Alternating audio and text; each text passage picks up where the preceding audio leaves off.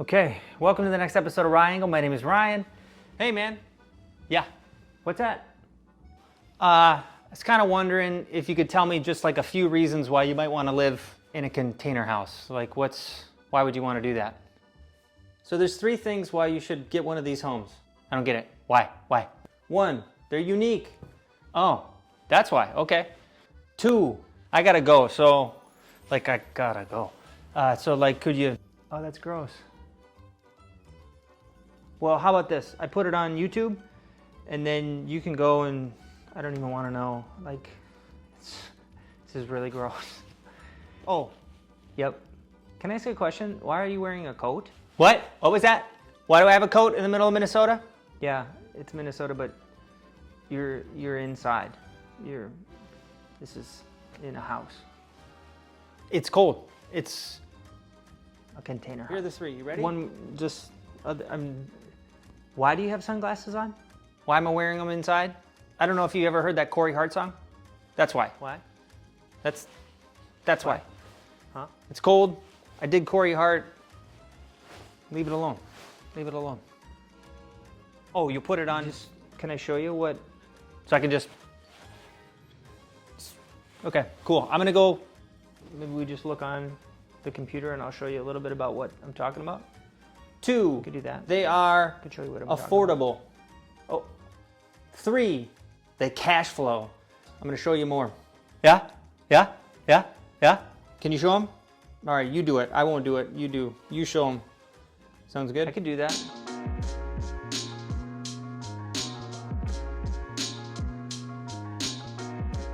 Number 1 reason, it is unique.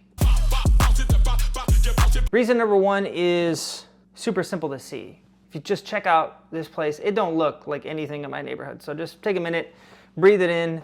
This is my container home.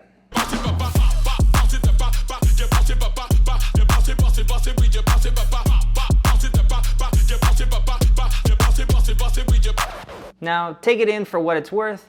I realize this is not always your aesthetic. There are a variety of ways in which you can design it. I talked to the builder of this yesterday, or actually no, it was Friday, and today is Saturday. Guess what day it is?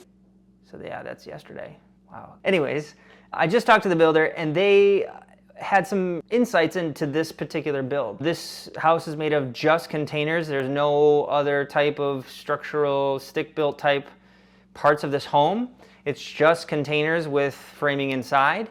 And there's a lot of cool ways you can shape containers or use some containers and then use space in between them to fill it in. This is a one-of-a-kind type of home. I constantly get people walking up. Thank you for making the journey around. Those are cool shades. Cool house, man. Thank you. That's a cool house. I've had kids show up. I bought the house in 10 minutes after I bought it. Some people was at my door checking it out. My loan officer beat me here to take pictures with it. We've signed the documents and we both raced here to go check it out. He was first. So there's an attraction to this type of home for a lot of folks. Not for everyone, but if it is something that you're interested in, honestly, I think you're gonna have a lot of gawkers. I lurched forth in search of aid, and finding only slack-jawed gawkers, I gave up and collapsed on the sundial. If there aren't many in your area, Minnesota, this is the first one, so there aren't that many here and people are into it.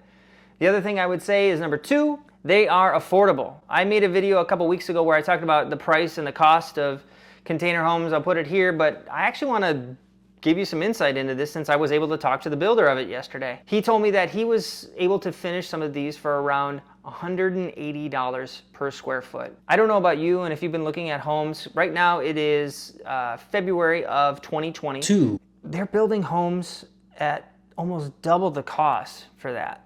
So that's significant savings per square foot for this home. Maybe I'll spend some time doing the math on this house. It's 1,300 square feet times 180. Beep, boop, beep, beep, beep, beep. So I'll put the number here, right there. We'll put it right there. Hey there, cost of the house. That's affordable. I don't know about you, but that's affordable. If you were to build a new home anywhere, $300 per square foot, maybe $400 per square foot. Just passed a development that was starting in the high 300s. If you can get a house that's brand new construction for that price in my area, that's pretty crazy. So, you know, it's an extremely affordable option. something to consider if you are doing it, but finding a person to do it is going to be very difficult. Finding someone who has expertise and specialty in it can be a challenge. Reason number 3 is cash flow. And here's where I want to zoom into the internet for this. There are some unique and cool tools on the internet to show you how you can utilize your home to make cash flow. One of those ways is through Airbnb, renting out your home to another person who wants to visit it while they're on a vacation, or maybe a girls trip, or they want to, knit and do crafts, whatever it is. I don't know. Other people want to use your home. Because it's so unique, people want to check it out. What's cool here is I'm going to show you a little bit about the price that you can get for an Airbnb in my area. It's actually great. I live 5 minutes from a downtown area, Minneapolis.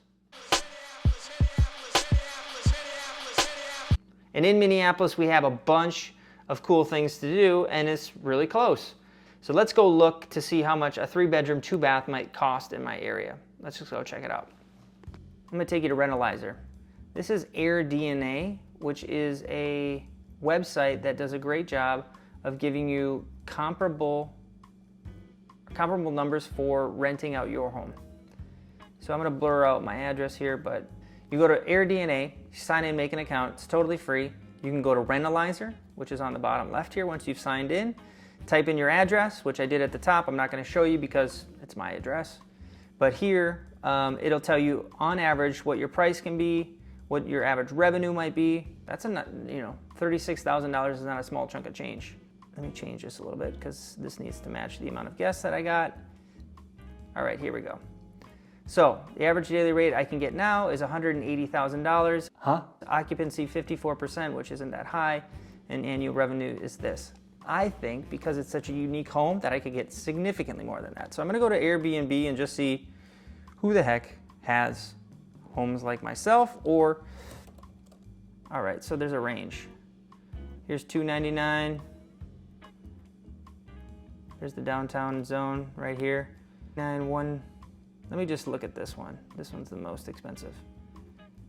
All right, so here we are. Unique solar home. It's solar. That's okay. This looks pretty decent. I would say the photos aren't the greatest. Yeah, definitely not the greatest. It's clean, I guess. Let's see if they're renting out. Oh, got 50 reviews. Looks fairly busy. 4.8, not the worst. Man, look at this thing booking out.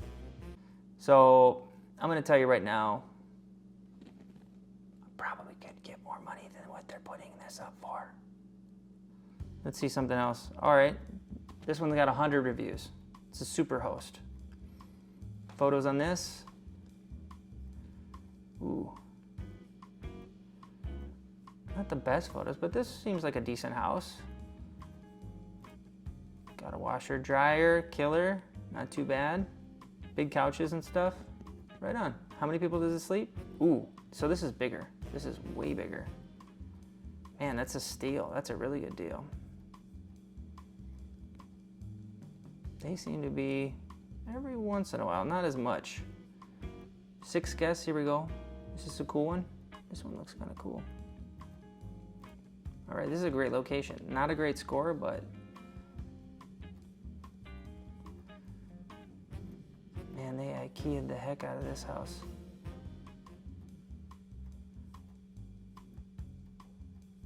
I like how they karate chopped that pillow though. That's pretty cool. Yeah. They're getting $100 for that. Man, okay. Maybe 180 is the right price. So if I go back here, I think I can do more than this. I really think I can do more than this.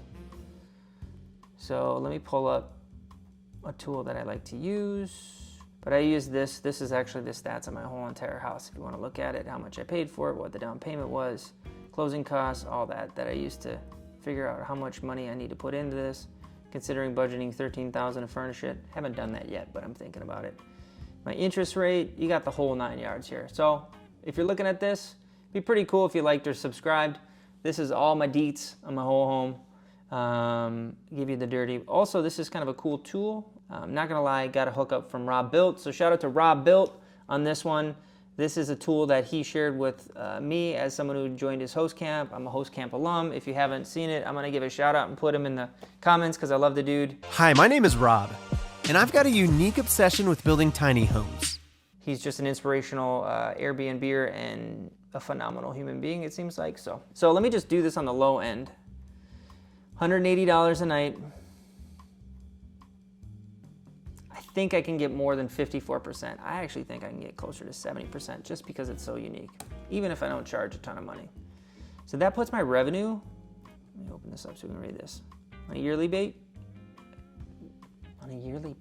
$45,000, almost $46,000 per year. I think I can do that. That would be reasonable.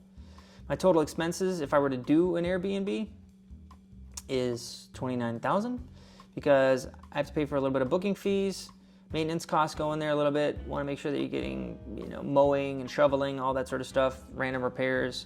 That's $2,300. Utilities, I'm going to tell you right now, I went through some utilities. Last month alone was $500. I think other months will be a little bit cheaper, but I'm factoring for like $600 a month. I don't have any management fees because I would manage it, but if you wanted to, you could change that for yourself. So if that's my monthly payment, I'm getting $1,300 a month on average, extra, just for having this home. And over the year, I make about $15,000. This is the number that a lot of people like, which is 33% cash on cash return. This feels low to me. This is like the low end of what I could get. Look at this. If I change this to 200, if I can get $200 a night, which I think I could, look at that. I'm jumping up to $50,000 in revenue completely. I am getting $20,000 a year, and my cash on cash hops up to like 43%. I'm loving it. I'm loving it. To me, this is a great return on a home. I would recommend, doing this type of analysis for yourself if you're considering doing an Airbnb. That's why I think a shipping container is a great option for folks. This can be a great option for people who, want to make a couple dollars. This is a cash flowing house. So even if I were to just sell it, I think I could make money on it. And if I wanted to just use it as an investment, I could definitely do that too. So I have a lot of options here with a great home that's fairly affordable, super unique, and I think for you, if you're considering it, could be an option. So check it out. Thanks for joining us on this episode of The Right Angle. Man, it is cold out there. Should wear a coat.